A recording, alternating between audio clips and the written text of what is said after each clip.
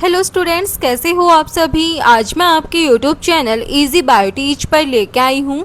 जैसे कि हमें पता है HSTES के द्वारा जो BE BTech BR के एडमिशन होने थे, जो काउंसलिंग होनी थी, वो काउंसलिंग्स हो चुकी हैं। यानी कि उनका जो फर्स्ट और सेकंड राउंड है BTech की काउंसलिंग के लिए वो कंप्लीट हो चुका है।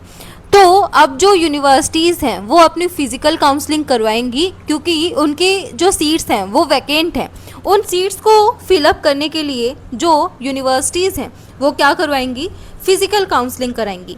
तो आज की वीडियो के अंदर हम डिस्कस करेंगे जो हमारी DCRUST यूनिवर्सिटी है मुरथल सोनीपत के अंदर, उसका जो हमारा बीटेक की फ़िज़िकल काउंसलिंग का जो शेड्यूल है आज की वीडियो के अंदर हम वो डिस्कस करेंगे।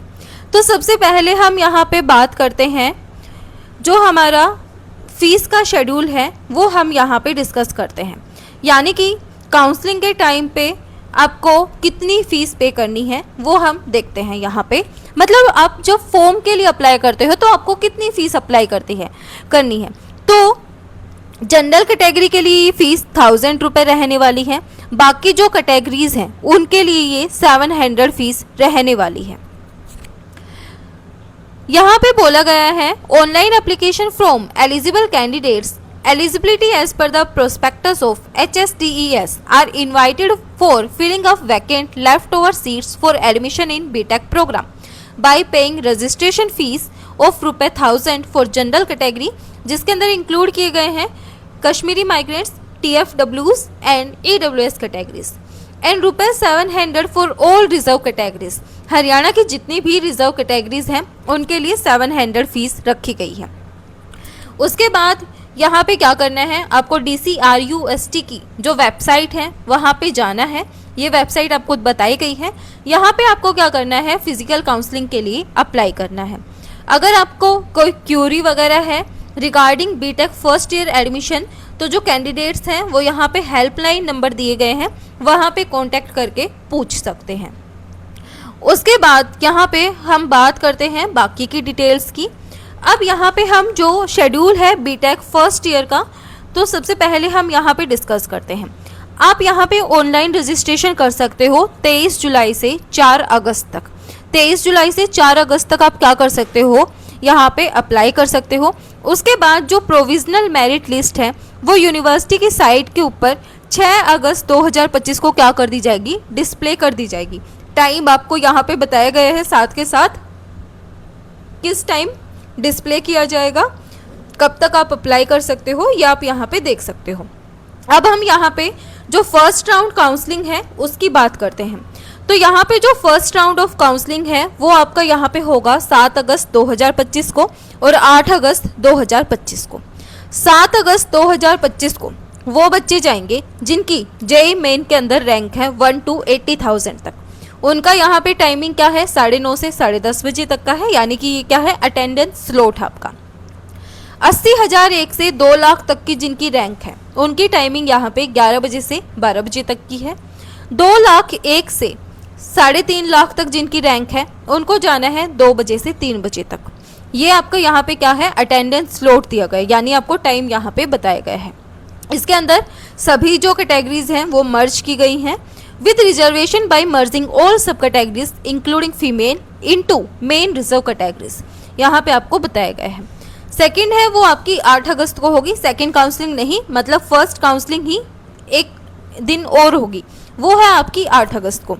अब यहाँ पे जिनके 3.5 लाख रैंक से 4.5 लाख तक है उनका अटेंडेंस स्लॉट यहाँ पे 9:30 बजे से 10:30 बजे का है। 4,50,001 से 6 लाख तक की जिनकी रैंक है उनका टाइम यहाँ पे 11 से 12 बजे तक का है।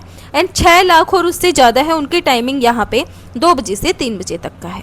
अब हम यहाँ पे बात करें सेकेंड राउंड ऑफ काउंसलिंग की, तो यहाँ पे क्या किया गया है, without any reservation all seats जो मर्ज कर दी गई हैं किसके अंदर, ओपन कैटेगरी के अंदर। तो यहाँ पे जिनके 1 से 1,20,000 तक की रैंक है उनका अटेंडेंस स्लॉट 9:30 से 10:30 बजे तक का है। 1,20,001 से 3 लाख तक की जिनकी रैंक है उनका 11 से 12 बजे तक का है। 3,01,000 से 5 लाख तक की जिनकी रैंक है उनका टाइम 2 से 3 बजे तक का है। उसके बाद यहाँ पे 12 अगस्त को जो आपकी काउंसलिंग होनी है, सेकंड काउंसलिंग, वहाँ पे 5 लाख से 6 लाख तक की जिनकी रैंक है उनकी टाइमिंग 9:30 से 10:30 बजे तक की है। 6 लाख और उससे ज़्यादा उनकी टाइमिंग 11 से 12 बजे तक की है। उसके बाद यहाँ पे बोला गया है थर्ड काउंसलिंग का जो स्लॉट है उसके अंदर क्या बोला गया है, third counselling level open counselling for spot admission for filling the remaining vacant seat as per availability of the vacant seat on the spot. All eligible applicants without reservation open category as per merit KM, TWF, EWS category will be over and above the sensitized seats। यहाँ पे all JEE Main CRL rank holder उनकी timing 10 से 11 बजे तक की है। 11 बजे के बाद उन कैंडिडेट्स को वहाँ पे प्रेफर नहीं किया जाएगा। जिन कैंडिडेट्स के बाद JEE Main मतलब रैंक नहीं है यानी कि स्कोर कार्ड नहीं है, उनकी टाइमिंग 12 बजे से 1 बजे तक की दी गई है। अब यहाँ पे बोला गया है जो कैंडिडेट्स हैं वो अलो किए जाएंगे participate in sport counselling those mark their attendance on और बिफोर 11 AM, और जिनके पास JEE मेंस का स्कोर कार्ड नहीं है उनकी अटेंडेंस 12 से 1 बजे के बीच में होगी। ये यहाँ पे बताया गया है। If case of BTech admission, the candidate without JEE Main rank will be considered only after exhausting the merit list of JEE Main candidate। यहाँ पे बोला गया है कि जो without JEE Main rank candidate हैं उसको सिर्फ तभी एग्जॉस्ट किया जाएगा after exhausting the merit list of JEE Main candidate. ये यहाँ पे बोला गया है। फीस मैंने आपको बता दी 1000 रुपये जनरल कैटेगरी के लिए, बाकी के लिए यहाँ पे 700 रुपये फीस थी। एंड यहाँ पे फीस बताई गई है जब कैंडिडेट जिनका एडमिशन हो जाएगा उनको यहाँ पे कितनी रुपए फीस करनी है। यहाँ पे बोला गया है एडमिशन फीस यहाँ पे कितनी है 50,305 रुपये है for TFW and 42,305 and for the candidate are required to pay the university admission fees of रुपये 50,000 यानी कि 50,305 रुपये, और TFW के लिए कितनी है 42,305 and for SC candidate with income below रुपये 2.5 लाख रुपये 3,000। ये यहाँ पे आपको क्या बताई गई है, फीस बताई गई है। यहाँ पे अब मैं आपको सारे इंपॉर्टेंट डॉक्यूमेंट्स बता देती हूँ। यहाँ पे बोला गया है जब आप यूनिवर्सिटी जाते हो आपके पास सारे ओरिजिनल डॉक्यूमेंट्स होने चाहिए और उसके साथ साथ आपकी जो ओरिजिनल डॉक्यूमेंट्स हैं उनका एक सेट होना चाहिए फोटोकॉपीज़ का आपके पास। आपके पास HSTES काउंसलिंग फ़ीस का मतलब जो सबमिशन फ़ीस है उसका आपके पास प्रूफ होना चाहिए। एडमिट कार्ड, रैंक कार्ड जो JEE मेंस का है वो आपके पास होना चाहिए। 12th की मार्कशीट होनी चाहिए या फिर डिप्लोमा है तो डिप्लोमा सर्टिफिकेट होनी चाहिए। 10th की मार्कशीट होनी चाहिए। कैरेक्टर सर्टिफिकेट आपके पास होनी चाहिए। हरियाणा रेजिडेंट सर्टिफिकेट होनी चाहिए। परिवार पहचान पत्र आपके पास होना चाहिए। उसके बाद यहाँ पे कुछ एक डॉक्यूमेंट्स बताए गए हैं जो कि वेरीफाई होने चाहिए परिवार पहचान पत्र से, जैसे कि PWD सर्टिफिकेट हो गया, शेड्यूल कास्ट सर्टिफिकेट हो गया, डिप्राइव्ड शेड्यूल कास्ट हो गया, बैकवर्ड क्लास सर्टिफिकेट हो गया, इनकम सर्टिफिकेट हो गया, एनुअल पेरेंटल इनकम हो गया, इनकम और एसेस सर्टिफिकेट। ये आपकी क्या होनी चाहिए, परिवार पहचान पत्र से वेरीफाई होनी चाहिए। उसके बाद अगर आपकी ये रिलेवेंट कैटेगरी से आप बिलोंग करते हैं तो आपके पास ये वाली सर्टिफिकेट होनी चाहिए, जैसे कि फ्रीडम फाइटर है, आपकी फैमिली के अंदर कोई फ्रीडम फाइटर है, आप उनके क्या हैं ग्रैंड चिल्ड्रंस हैं या फिर चिल्ड्रन हैं तो वो सर्टिफिकेट आपके पास होनी चाहिए। अगर फिजिकली डिसेबल्ड हैं तो वो सर्टिफिकेट आपके पास होनी चाहिए। एक्स एम्प्लॉय है ऑफ डिफेंस इंडियन सर्विस के तो वो सर्टिफिकेट्स आपके पास होनी चाहिए।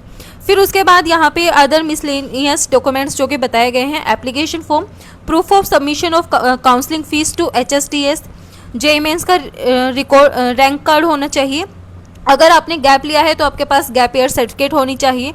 मेडिकल फिटनेस सर्टिफिकेट आपके पास होनी चाहिए। फिर यहाँ पे कुछ एक अंडरटेकिंग्स हैं वो आपको वहाँ पे फिलअप करने हैं।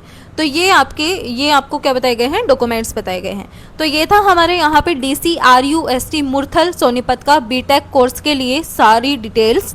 वीडियो पसंद आए तो please like share and subscribe जरूर करना। Thank you.